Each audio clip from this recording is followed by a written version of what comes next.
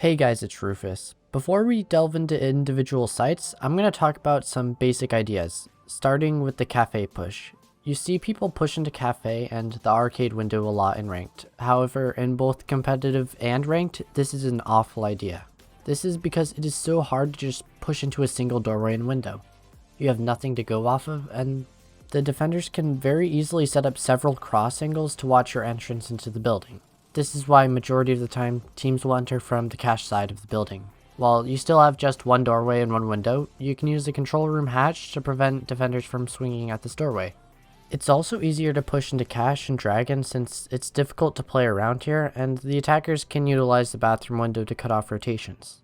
It's also very easy to take control of both gong and maintenance as the attackers. Because of this, it's very easy to have a person slip into the building and go up the dragon stairs. So getting control of this area is going to be a lot easier since you have a lot more options to play with. You can even use soft destruction from below, whether that's buck or explosives to clear things such as shields or mirror windows, and even mute jammers, kite electroclaws, and bandit batteries. All of these factors combined is why teams will enter from the cache side 99% of the time. The first site we'll be attacking is Armory and Throne. While this is the strongest site in ranked, some teams can be very good at attacking the site, and so depending on who your opponent is, Throne can actually be the weakest site for you. There are 3 different walls in Throne. The wall that we're going to be focusing on is this maintenance wall. You will see why later, and I'll also explain why you shouldn't focus on the other walls. Anyway, our first goal is to clear all the way from cache, dragon, and control room to initiation, waiting, and office. The reason we do this is because we need control of dragon in order to open the maintenance wall, and by room clearing up to waiting, we only need to watch one flank, which is at this doorway. After we've room cleared this part of the second floor, we need to take maintenance and gong control, which is very easy for 2 reasons. When we want to take maintenance, this window severely restricts the movement of anybody from playing in here, and if you jump into this window, you don't need to worry about getting swung from dragon, because you can have someone at the top of dragon. Along with the fact that gong has a big door, and there's the teller's window, which you can very easily push into gong with. This area will usually be uncontested, but if it is, be prepared to play for trades. Once you've done all of this room clearing, make sure you have either a person or a drone watching 90 while your team opens the maintenance wall. If the defenders are impact tricking, you will need to breach the soft part of this wall before you put your exothermic charge onto it. When the maintenance wall is opened, your next goal is to clear anybody playing close onto the maintenance wall. This can be difficult even with explosives, but you can utilize this angle to restrict their movement. This angle is also useful to prevent bandit tricking or impact tricking.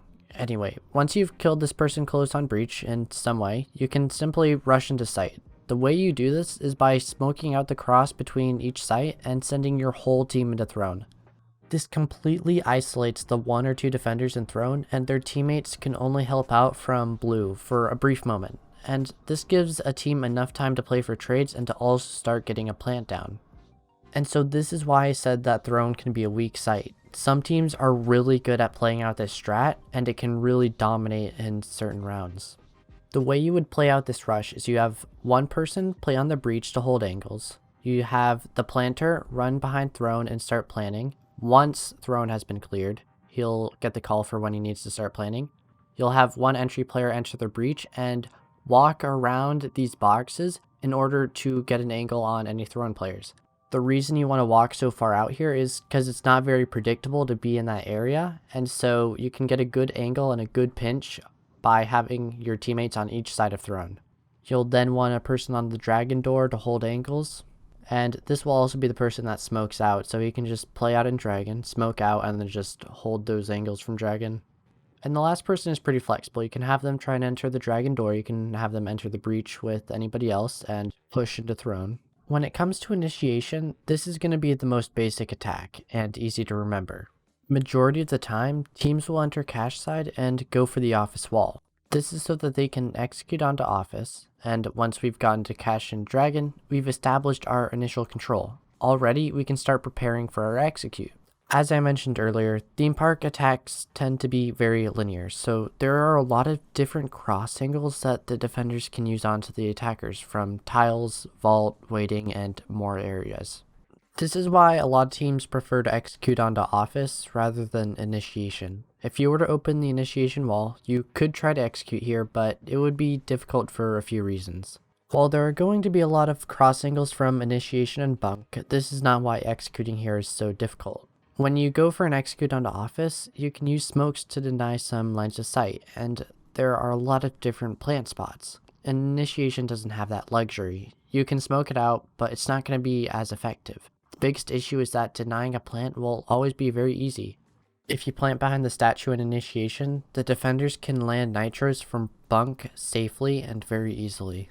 And if you try to plant anywhere else, the same applies. No matter what you do or where you go, you'll always be extremely exposed and predictable inside of initiation. And this is why teams will push into office more often than not. So now that I've explained that, when it comes to actually opening the office wall, this should be relatively easy. The hardest part will be getting into cache and actually slapping your hard breach onto that wall, assuming you're a thermite or a maverick. The defenders will usually use 3 methods to prevent you from opening this wall. One is impact tricking, and the other is bandit or kaid tricking. The last way is to play in waiting and to wait for the attackers to go for office wall.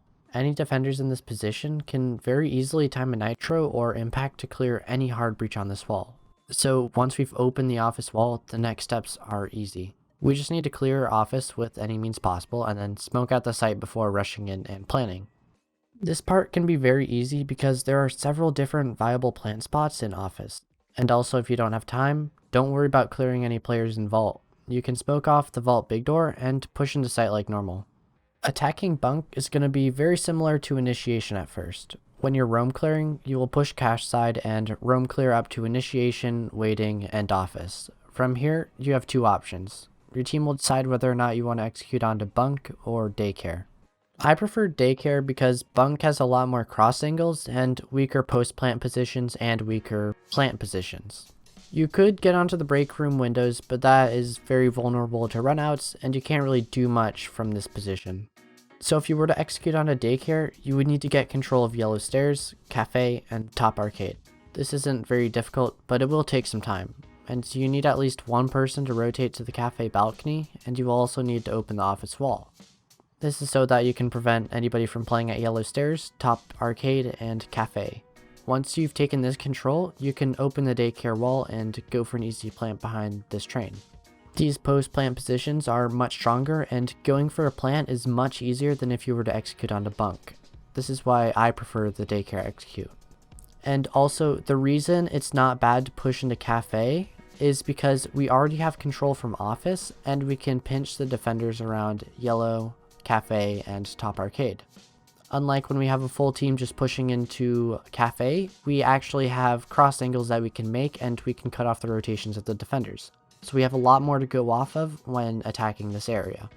Attacking Drug Lab is going to be the weirdest site to attack. Because Drug Lab is considered an off-site, many teams don't defend it well and many teams don't attack it well.